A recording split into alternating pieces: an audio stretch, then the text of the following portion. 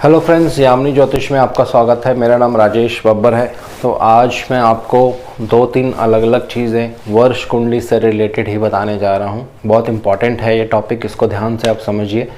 और पहले मैं आपको इसमें ये बताऊँगा कि वर्ष कुंडली कैसे बनती है। थोड़ा सा जल्दी कवर करूँगा क्योंकि ऑलरेडी इस पर मैं एक वीडियो बना चुका हूँ, लेकिन कुछ रिक्वेस्ट आई थी कि कॉन्सेप्ट क्लियर नहीं हो रहा है, तो पहले मैं आपको वो बताऊँगा। दूसरे पार्ट में मैं आपको बताऊंगा मुंथा कैसे निकाला जाता है, और तीसरे पार्ट में बताऊंगा कि मुंथा कौन कौन से भावों में शुभ होती है, कौन कौन से भावों में अशुभ होती है। मुंथा एक फीमेल प्लैनेट माना जाता है ताजिक में, तो इसके बारे में और डिटेल्स में अभी लेटर ऑन आपको बताऊंगा। तो आज की जो वीडियो है बहुत इम्पॉर्टेंट है, इसको आप थोड़ा ध्यान से देखिए और समझने की कोशिश करिए। जो वर्ष कुंडली बनाने की मैं विधि यहाँ बताने वाला हूँ, बहुत सिंपल विधि है दोस्तों, और इजी वे से आप इसको यूज़ करेंगे, प्रैक्टिस करेंगे तो बहुत पकड़ जो है आपकी इसमें फिर बननी शुरू हो जाएगी। तो आइए वीडियो आरंभ करते हैं। वीडियो आरंभ करने से पहले बहुत बहुत धन्यवाद जो लोग मेरा चैनल सब्सक्राइब कर रहे हैं, और आशा करता हूँ ऐसे ही आप मेरे चैनल और वीडियोज़ को लाइक करते रहेंगे, शेयर करते रहेंगे अपने फ्रेंड्स, अपने रिलेटिव्स के साथ। तो सबसे पहले जो मैं एक नियम अभी फॉलो किया था, आज एक क्वेरी मैं ले रहा हूँ। सोनाली जी की क्वेरी है असम से। इन्होंने अपना पूरा नाम नहीं लिखा है, सिर्फ सोनाली असम लिखा है, और इन्होंने मुझे मेल सेंड की थी। इनकी क्वेरी ये है कि राहु देव का मुख और राहु देव की पुच्छ वाला भाग जो है वो कैसे डिफरेंशिएट किया जाता है, कैसे हमें पता चले कि ये राहु का मुख होगा, ये राहु की पूंछ होगी।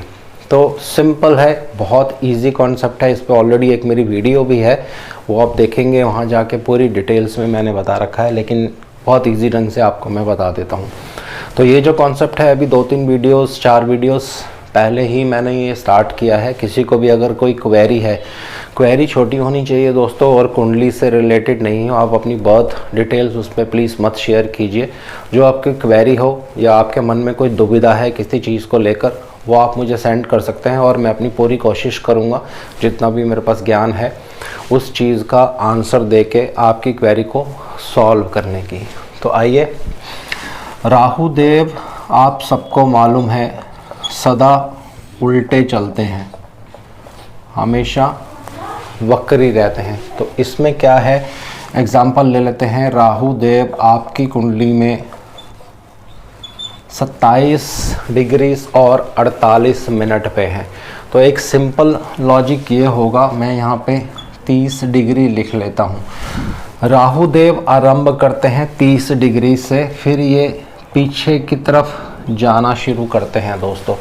तो देखिए, मान लीजिए राहु किसी एक राशि में है आपके, तो उस राशि से जब ये शुरू करेंगे तो 27 डिग्रीज 48 मिनट जो हैं उनके डिग्रीज हैं आपकी कुंडली में। इसका मतलब क्या है, 2 डिग्रीज और 12 मिनट राहु देव पार कर चुके हैं, तो वो उनके भुक्तांश कहलाते हैं दोस्तों, जो वो ऑलरेडी क्रॉस कर चुके हैं।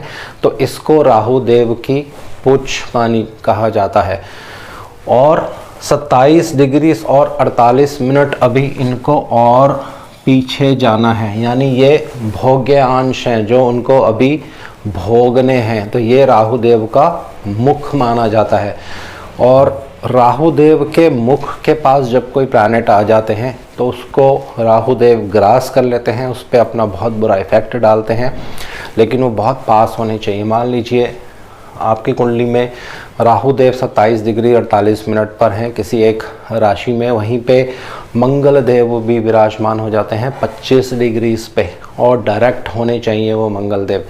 तो मंगल देव बढ़ रहे हैं 27 डिग्री की तरफ, और राहु देव बढ़ रहे हैं 25 डिग्री की तरफ।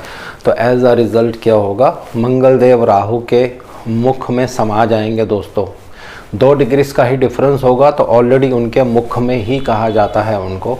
तो ऐसे केसेस में मंगल देव जिस भी भाव के आपके स्वामी होंगे वहाँ पे आपको पीड़ा मिल सकती है। दशा अंतर दशा जब आएगी उनकी, और वो पीड़ा और ज़्यादा पीड़ादायक कब हो जाएगी, जब किसी दूसरे पापी ग्रह का प्रभाव होगा उन मंगल देव और राहु देव की युति पर। फिर वो पीड़ा बहुत भयानक रूप जो है ले लेती है। उस पीरियड में जब उसकी दशा अंतर्दशा होगी तो बहुत ज़्यादा वो तंग करेगा। तो सिंपल है, इसमें कुछ करना नहीं है, बहुत आसान सा एक टॉपिक था। तो आई थिंक सोनाली जी ये पूरा आपको क्लियर हो गया होगा। इसको मैं यहाँ से रब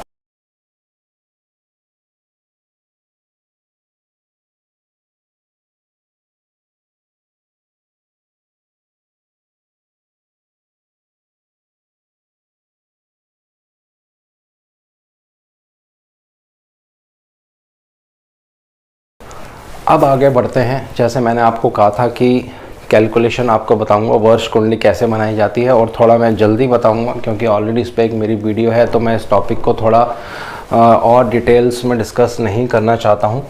तो मान लीजिए मेरी जो जन्म तारीख है वो 4 दिसंबर 1970 है, 10:30 बजे सुबह का समय है। इसमें आपको वार ज़रूर लेना है। वार मेरा शुक्रवार है, शुक्रवार को मेरा जन्म है। तो यहाँ मैंने लिखा है वार, घंटे, मिनट और सेकंड। तो यहाँ पे मैं लिख देता हूँ 6 घंटे 10 मिनट 30 सेकंड 0। अब मेरे को क्या करना है, अपने 51वें वर्ष यानी जब मैं 50 साल मेरे पूरे हो जाएंगे, मेरे को 51वें वर्ष की वर्ष कुंडली बनानी है। तो मैं क्या करूँगा, वो जो चार्ट मैंने आपको दिया था जिसमें पूरा वर्ष वाइज दिया रहता है कि ये वार होगा, मिनट घंटे सब दिए रहते हैं, तो आपको 50वें साल की वो लेना है। क्यों? क्योंकि मैं 50 साल भोग चुका हूँ, 51वें वर्ष की कुंडली मेरे को बनानी है। तो जितने वर्ष आप भोग चुके होते हैं वही कैलकुलेशन में ली जाती है। तो यहाँ मैं लिख दूँगा 6, 19, 38 और 6। तो ये जो है मेरे 50 वर्ष जो मैं भोग चुका हूँ वो आपको लिखने हैं। अब इन दोनों को हम जल्दी से जोड़ देंगे। तो यहाँ देखिए 6 आएगा, यहाँ 8 और यहाँ 68। तो इसका मतलब क्या है, 60 से ज़्यादा मैं नहीं लिख सकता हूँ क्योंकि 60 मिनट से ज़्यादा नहीं लिख सकते हैं आप। तो यहाँ पे 8 आ जाएगा, यहाँ 6 आ जाएगा। तो इस 60 मिनट का 1 घंटा बनेगा, तो आपको यहाँ पे ऐड कर देना है। यहाँ 30 बन जाएंगे और यहाँ आप 30 घंटे नहीं लिख सकते हैं, एक दिन में 24 घंटे ही होते हैं, तो आपको 24 घटाना पड़ेगा, तो 6 आएंगे।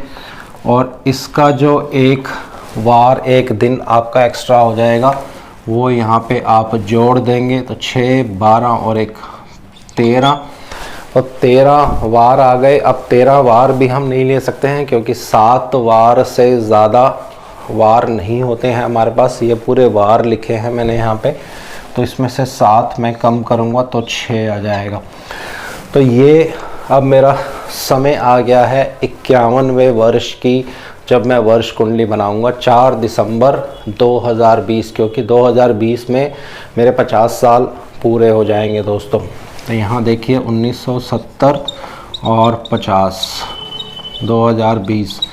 तो 4 दिसंबर 2020 को ये समय रहेगा, और आपको उसमें ये चेक कर लेना है कि 6 मतलब शुक्रवार ही होना चाहिए। अब यहाँ पे थोड़ी सी एक कन्फ्यूज़न है जो मैं क्लियर करना चाहता हूँ। जो लोग एफएमआरआईज़ नहीं मंगाना चाहते हैं उनके लिए मैं एक सॉफ्टवेयर बताने जा रहा हूँ। वो सॉफ्टवेयर आप डाउनलोड कर सकते हैं प्ले स्टोर से, ईज़िली अवेलेबल है, फ्री है। ज्योतिष ऐप करके, इसका लिंक भी मैं डिस्क्रिप्शन में दे दूंगा। साउथ इंडियन सॉफ्टवेयर है। इसमें जो कुंडली की डिज़ाइनिंग है वो साउथ इंडियन स्टाइल से है, लेकिन जिन लोगों को मालूम रहता है साउथ इंडियन को नॉर्थ इंडियन में कैसे कन्वर्ट करना है, तो आप देख सकते हैं इस सॉफ्टवेयर के अंदर एफएमआरआईज़ ऑलरेडी दी हुई हैं दोस्तों। तो वो एफएमआरआईज़ आप देख सकते हैं। तो 2020 की जब आप एफएमआरआई खोलेंगे उसमें, तो आपको 4 दिसंबर को शुक्रवार ही दिखाई देगा। तो वो शुक्रवार फिर आप इसमें आप पंच करेंगे 4 दिसंबर 2020 6:08 और 6 सेकंड। तो वृश्चिक लगन की कुंडली जो आएगी, जो आपकी वर्ष कुंडली बन जाएगी। बहुत सिंपल है, इसमें कुछ आपको करना नहीं है। सूर्य देव की डिग्रीज आपको देख लेनी है। एक सेकंड्स या कुछ सेकंड्स का फ़र्क हर सॉफ्टवेयर में होता है।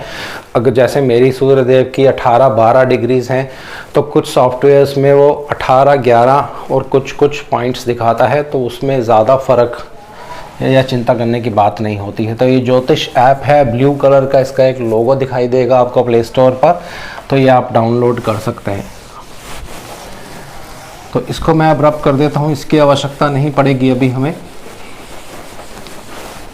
अब आगे बढ़ते हैं, मुंथा कैसे निकाला जाता है कुंडली में, वर्ष कुंडली में। तो जब भी आपका जन्म होता है, जो भी आपका लगन रहता है, किसी बच्चे का जब जन्म होता है तो मुंथा हमेशा लगन में ही रहती है। मुंथा एक फीमेल प्लैनेट है दोस्तों, जो ताजिक के नियमों अनुसार फीमेल ग्रह माने जाते हैं और इसका बहुत इम्पॉर्टेंट रोल भी है आपके जीवन में। इसको थोड़ा सा डिस्कस करेंगे, बहुत डिटेल्स में नहीं। तो मुंथा हमेशा आपके लगन में ही रहेगी, वहाँ से ये हर साल एक एक राशि में मूव करती रहती है। ये एक दिन में 5 कला ही चलती है दोस्तों, यही इसकी स्पीड रहती है राशि में घूमने की। और अब वर्ष कुंडली में मुंथा आपको कैसे निकालनी है, इसकी थोड़ी सी कैलकुलेशन है, बहुत सिंपल कैलकुलेशन है, इसमें कोई भी प्रॉब्लम नहीं है। मान लीजिए आपका कर्क लगन है और आपको अपने बच्चे का 11वें वर्ष का वर्ष कुंडली बनानी है। तो इसका मतलब क्या है, 10 वर्ष जो होंगे वो भोग चुका है, 10 वर्ष जो अपने जीवन के हैं वो पार कर चुका है दोस्तों।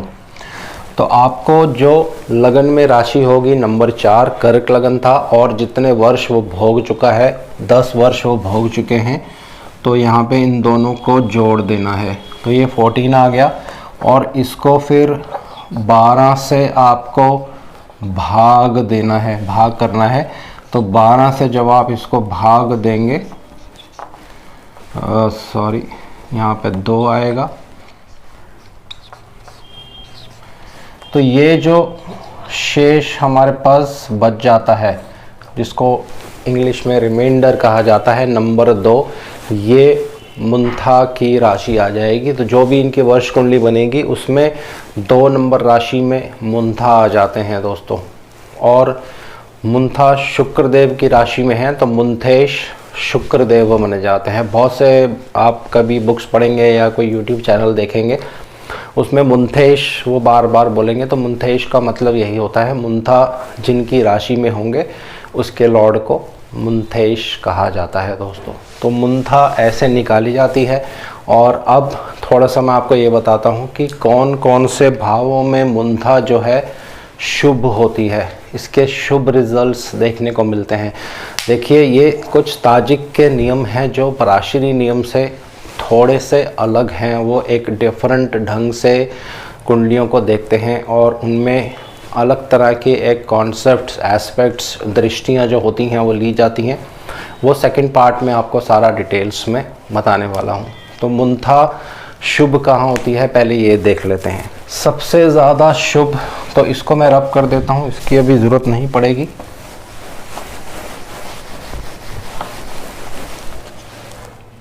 नौ, 10 और 11 अगर मुंथा आपके इन भावों में आती है वर्ष कुंडली में, तो बहुत ज़्यादा शुभ मानी जाती है। लेकिन 6ठे, 8वें, आई थिंक पेन खराब हो गया, 6ठे, 8वें, 12वें, 4थे और 7वें, इन भावों में मुंथा बहुत ज़्यादा अशुभ मानी जाती है दोस्तों। ये आपको हमेशा ध्यान रखना है। और पहले, तीसरे, दूसरे और 5वें में मध्यम,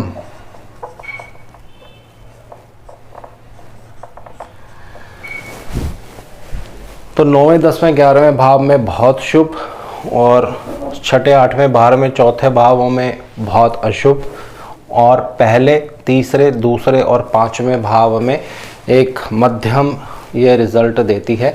तो ये आप जब भी वर्ष कुंडली बनाएंगे उसमें आप देख सकते हैं मुंथा आपके कहाँ पे हैं, उसी के हिसाब से ये अपना रिज़ल्ट जो है वो देती है दोस्तों। अब यहाँ पे कुछ रूल्स हैं, जो आपको फॉलो करने हैं। ये लगभग पराशरी नियम के जैसे ही रूल्स हैं, थोड़ा सा इसमें चेंज होता है। पहली बात, मुंथेश अगर मुंथा पे दृष्टि डाल लेते हैं, दृष्टि वही लेनी है आपको 7वीं। मान लीजिए इस बच्चे की कुंडली में मुंथा जो 2 नंबर में आई थी और इसके स्वामी शुक्रदेव हैं, और शुक्रदेव अगर मुंथेश पर दृष्टि डाल लेते हैं 7वीं दृष्टि, तो मुंथेश जो हैं वो बहुत ज़्यादा बली हो जाएंगे, पावरफुल हो जाएंगे और अच्छा रिज़ल्ट वो देते हैं। हर भाव में मुंथा के अलग अलग रिज़ल्ट होते हैं, ये सेकंड वीडियो में आपको डिटेल्स में बताऊंगा। तो पहला ये रूल है, मुंथेश मुंथा पे दृष्टि डालें तो उस केस में मुंथा जो है थोड़ा शुभ रिज़ल्ट दे देती है। अगर वो अशुभ भावों में भी बैठी होगी तो भी अगर मुंथेश दृष्टि डाल लेता है तो उसकी शुभता बढ़ जाती है। दूसरा, अगर मुंथेश इन भावों में बैठी है 9वें, 10वें और 11वें भाव में, और यहाँ पर जो कुंडली के शुभ ग्रह होते हैं, ये पराशरी नियम से ही आपको लेने हैं, वो मुंथा पर दृष्टि डाल लेते हैं या युति कर लेते हैं, तो फिर मुंथा जो है बहुत ज़्यादा शुभ हो जाती है। तो इन तीनों भावों में क्या रिज़ल्ट देगी ये सेकंड पार्ट में आपको बताऊंगा। इसी तरह से कोई मेलेफिक प्लैनेट या मेलेफिक ग्रह जो कुंडली में होते हैं वो मुंथा पर अपनी दृष्टि डाल लेते हैं या युति कर लेते हैं, फिर मुंथा उस केस में बहुत ज़्यादा ख़राब रिज़ल्ट देना जो वो शुरू कर देती है दोस्तों। तो ये बहुत सिंपल नियम है, ये आपको याद रखने हैं। मुंथा इन भावों में शुभ होती है, इनमें अशुभ होती है, इनमें मध्यम शुभ होती है। शुभ ग्रहों से युति करेगी शुभ, अशुभ ग्रहों से युति करेगी तो अशुभ, और अगर मुंथेश उस पर दृष्टि डालेगा तो उसकी शुभता में बढ़ोतरी हो जाती है। ये एक सिंपल रूल्स हैं जो आपको फॉलो कर लेने हैं दोस्तों। मुंथा से केंद्र में भी अगर पापी ग्रह रहते हैं तो भी मुंथा जो है थोड़ी ख़राब रिज़ल्ट देती है दोस्तों। तो यहाँ तक सारा कॉन्सेप्ट जो होगा आपको क्लियर हो गया होगा। इस वीडियो को आज मैं यहीं विराम करूँगा। तो सेकंड पार्ट में आपको मैं ये बताऊँगा कि वर्षेश कैसे निकाला जाए, कौन सा ऐसा ग्रह होगा जो वर्षेश बनेगा कुंडली में जो पूरे साल आपको कंट्रोल करेगा। तो उसमें कुछ कैलकुलेशन होती है जिसको पंचवर्गीय बल कहा जाता है। वो रेडीमेड जगन्नाथ होरा सॉफ्टवेयर में ऑलरेडी है, और मैं कोशिश करूँगा आपको पूरा डिटेल्स में दिखाऊँगा कि पंचवर्गीय बल में जो ग्रह सबसे ज़्यादा बली रहता है वही वर्षेश बनता है। तो कैसे निकाला जाता है पूरा डिटेल्स नेक्स्ट पार्ट में। प्लस त्रिपता चक्र होता है एक जो वर्ष कुंडली के हिसाब से देखा जाता है, उसमें भी आपको पता चल जाता है कि इस साल कोई अप्रिय घटना तो नहीं होने वाली है, या जॉब में तरक्की हो सकती है, कोई नया बिजनेस शुरू करने का मौका जो है मिल सकता है। तो ये सारी डिटेल्स जो हैं नेक्स्ट पार्ट में आपको मैं और बताऊंगा दोस्तों। आज शनिदेव से मैं आग्रह करता हूँ सबके घर में सुख और शांति बनाए रखें। जय शनिदेव।